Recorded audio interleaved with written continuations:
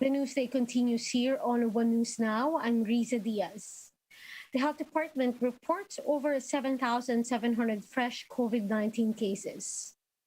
The caseload is now at more than 2.7 million, over 85,000 of which are active cases.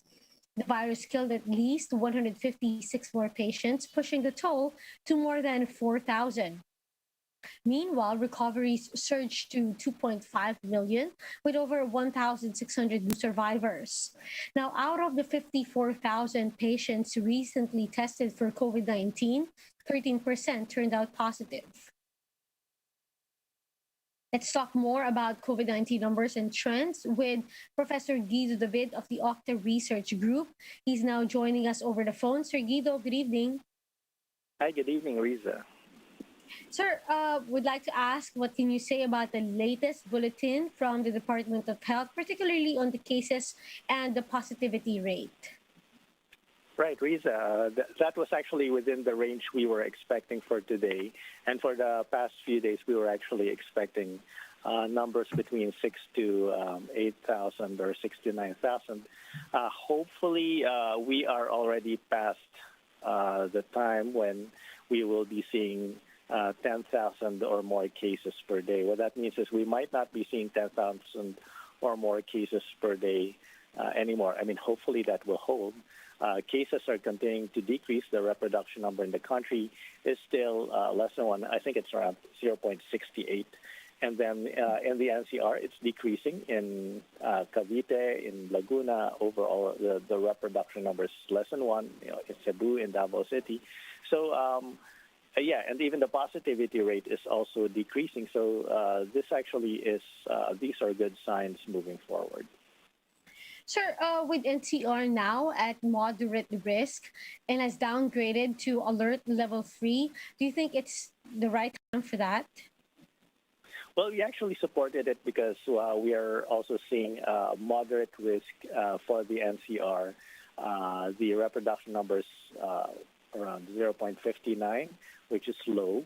The positivity rate has already decreased to 10%, which is moderate, and healthcare utilization is low.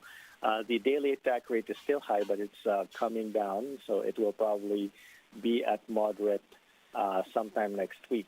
So we actually supported the move to the alert level 3. Having said that, I just heard on the radio that there are a lot of people in the malls right now. We still need to be careful. We still need to exercise care and caution when going out and to make sure we follow health protocols.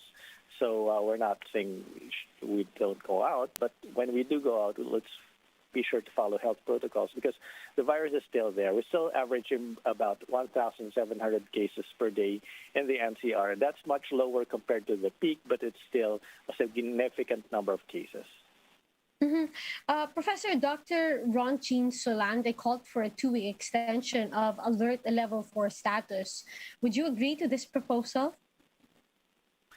Well, I mean, we understand that doctors want a more conservative outlook because of, still the level of ICU utilization is still, I would say it's moderate in the NCR right now. It's below 70%, but still at about 60 plus percent. I think it's around 65 or 67%.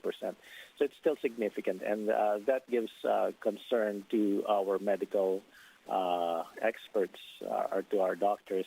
But we think that, well, the economy is also hurting. So at this time, it's a balance between economy and public health. And we think that alert level 3 is a fair, a fair balance. But having said that, we do respect the position of Dr. Salat and many other doctors who are calling for an extension of the alert level 4. Mm-hmm. Professor David, can you give us an update on perhaps other areas in the country that is emerging as COVID-19 hotspots and how serious are their situation? Yes. So although the trend is decreasing nationally, And that's because the trend is decreasing in the NCR and Calabarzon and Central Luzon. There are still some hotspots, areas where they're just seeing a surge in COVID cases, and probably the area that's hottest right now is Zamboanga del Sur, so Zamboanga City and also Zamboanga del Norte. They're having an increase in cases, whereas other areas in Mindanao are, basically have the surge controlled, and it's decreasing. For example, Cagayan de Oro, which used to be a hot spot, the reproduction numbers below 1, they've essentially flattened the curve. In other areas, it's also in Western Visayas where we're seeing increase in cases, and then Northern Luzon, although many areas in Northern Luzon, for example, in Ilocos, they have started to stabilize the number of cases. We're seeing a decrease in cases in Ilocos region.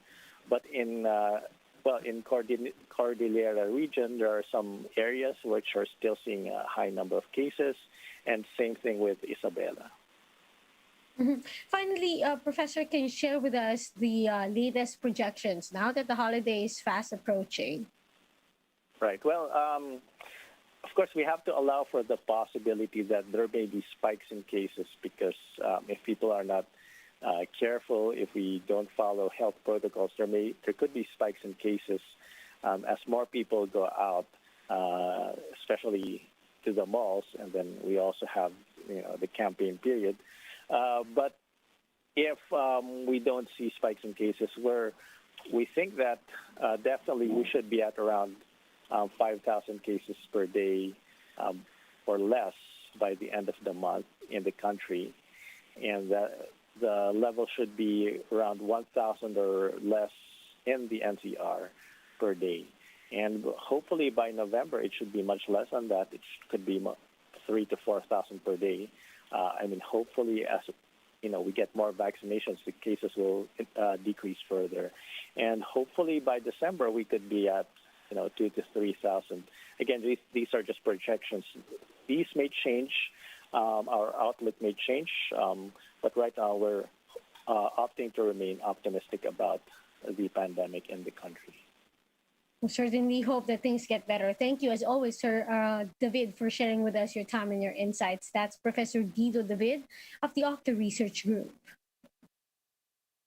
Now, the Philippines awaits the World Health Organization's go signal before rolling out booster shots. Vaccine czar Carlito Galvez said the government is expecting the WHO to have its decision by next month. Galvez added that the government aims to start giving booster shots right after receiving an approval.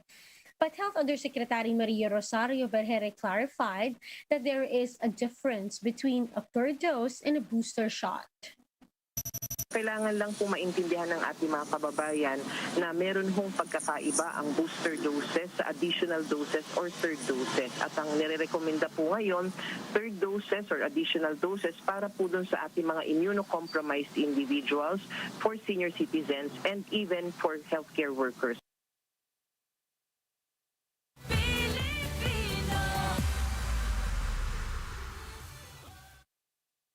Now, here are the recent developments in Philippine politics. Presidential spokesperson Harry Roque is said to be substituting a senatorial aspirant in the 2022 polls. The People's Reform Party said Roque is expected to join former Defense Chief Gibo Chidoro in their senatorial slate. In response, Roque said he is considering to run and will confer with President Duterte and Davao City Mayor Sara Duterte. Former Bayan Muna Representative Nery Colmenares admits that whether or not he joins Vice President Lenny Robredo's ticket will be a factor in Makabayan's endorsement. But Colmenares said he respects the prerogative of Vice President Lenny Robredo to choose her senatorial bets. The 11-member slate does not include Colmenares, although he is being considered for the 12th spot.